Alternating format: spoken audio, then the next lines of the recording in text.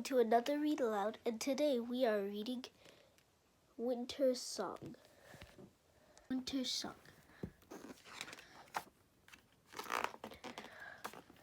Among the folded valleys and sleepy pines of snowfall, every villager from the biggest frost bear to the smallest snowboy awaits the winter solstice, the shortest day and longest night of the year. The winter solstice festival is tomorrow night, cried the news crow. Everyone will get their chances to sing, sing, sing for Northwind snow. Is it true, Mama, that if we sing to Northwind, he'll bring us more snow? Asked Little Doodle Goose. It's true, sighed Mama Goose, but it's been many years since someone sung well enough to bring in Northwind. I hope this year someone's song is magical enough. She was right. Snowfall needed it very much. Two of Snowfall's hopeful singers were Snow Glow Pearl and her brother Puff. They hopped toward the schoolhouse practicing their songs. My baritone is the best, Puff bragged to his sister. I'm sure to be prince of this year's festival. Oh, brother, you have a voice like a frog, said Pearl. But the soprano is snowrific, she gloated. I'm positive I'll be princess. Your voice is even squeakier than a snow mouse's, said Puff. Humph, said Pearl. We'll see whose voice is best. It's almost my turn. Mrs. Chilton, the music teacher, raised her palm. Ready, Pearl? 1 and 2 and croaked! Her shriek shattered the icicles outside the window. Me next, shouted Puff. All right, Mrs. Chilton, it's your turn. Puff 1 and 2 and ooh, uh-oh. The whole class laughed. Brittle, the loudest of them all, laughed so hard her bow almost fell off. Her best friend Berg tapped Pearl on the shoulder. We'll be sure to call you if we need our windows de-iced. Puff and Pearl almost melted from embarrassment. Quiet, huffed Mrs. Chilton. I expect you all to practice your festival songs, and I'll see you all in the square tomorrow evening at 6 o'clock sharp. The class tumbled out. I feel terrible, moaned Puff. I'm sorry I made fun of you, Pearl. Brittle and Berg blazed by and sang Puff and Pearl, Pearl and Puff. Pearl's a squawk and Puff's too gruff. Northwind will never bring us snow if it's left up to you two, teased Berg. Yeah, what are those two notes again? Brittle joined in. Ah and ooh, ah-oh. Berg and Brittle bellowed and laughed.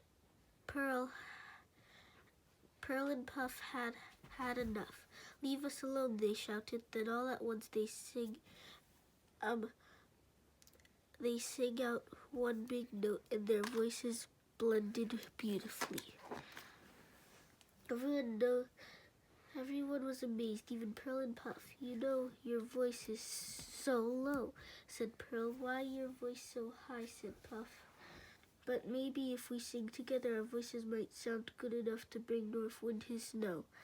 Winter Solstice Festival finally arrived. Snowfall was decorated in tinsel, and the villagers were enjoying the festival. Come and get your sweet crumbly cakes, Mr. Lump called to passerby. Though everyone was enjoying the festival, they all knew the town was slowly melting. Snowfall needed Northwind to come. Mayor Snowbell, dressed in her finest velvet robes, flew to the stage to announce the long-awaited event. Greetings, citizens of Snowfall, she began. It is my honor to welcome you to our annual Winter Solstice Festival. Let the concert begin. Brittle was the first snow girl to sing. Snowflakes swirled as caribou bounced behind her. She rocked and rolled her version of Winter's song, hitting every note, but Northwind did not come. Berg was up next. As he played his violin, swans dipped and swayed and played the icicle chimes, but still Northwind did not come. One by one, singers and musicians performed their renditions of Winter's song. They jazzed and jammed and jumped and sang, but Northwind still did not come. "Oh my, if Northwood doesn't come this year, Snowfall will melt into waterfall," said Mayor Snowbell. "Isn't there anyone left whose song will welcome Northwood?" From far in the back of the crowd, two small hands went up. It was Pearl and Puff. "Oh yes, Pearl and Puff, come to the stage, children." Brother and sister climbed up what seemed like 1,000 steps. Puff's note was too low. Pearl's first note was too high. Someone snickered in the crowd, but two little snowballs held their necks up. "May we start again?" they asked. "Of course," said the mayor. Puff and Pearl held hands and started again. This time it was magic. The audience began to sing along with them. Winter song, sung to the tune of "Twinkle, Twinkle, Little Sun." Freeze and frost, snow and sleet, take away the summer's heat. Chilly winter, bare the trees, scarves and stockings to the knees. Let's link arms and sing along, together we sing winter song. Suddenly a rumble rose from behind the mountains. It was Northwind riding on clouds of frost and snow. "Never in all my ages have I heard such a doubt," Northwind declared. "Your voices were filled with the sparkle magic and her harmony this town needed." Suddenly a rainbow of light twisted in the sky. A woman in a glowing gown floated down and sat next to Northwind. Everyone gasped. Aurora, Northwind's sister, had come too. No one had sung Winter Song magically enough to bring us both, said Aurora, smiling at Puff and Pearl. "Come, brother, let's make this a winter for the ages." Northwind blew a mighty cold wind. His breath flattened up the puffy snow hills and polished the icy roads. Aurora put her hands to the sky and reached the stars to shine brighter than ever. Then she covered the town with a sparkling blanket of white snow.